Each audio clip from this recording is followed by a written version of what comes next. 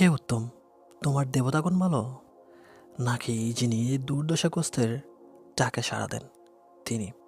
কার কাছে দুর্বল ও অত্যাচারিতরা বিষয় কামনা করে, কার নিকট সকলে আকুল আবেদন করে? তিনি আল্লাহ।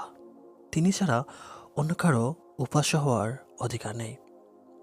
অতএব আমারও আপনার কর্তব্য হলো সচ্ছল ও অসচ্ছল উভয় অবস্থায় তাকে আহ্বান করা, তার নিকট সাহায্য প্রার্থনা করা, দুই সময়ে তার কাছে আশ্রয় চাওয়া, অনুতপ্ত হয়ে খেদে খেদে তার দরবারে আরাধনা করা। তাহলেই তার সাহায্য দ্রুত আসবে। তিনি দুবন্ধ ব্যক্তিকে রক্ষা করেন, মজলুমকে বিষয় দান করেন, পথহারাকে পথ দেখান, অসুস্থকে সুস্থ করেন, আর দুর্দশাগ্রস্তদের সাহায্য যোগান। মানুষেরা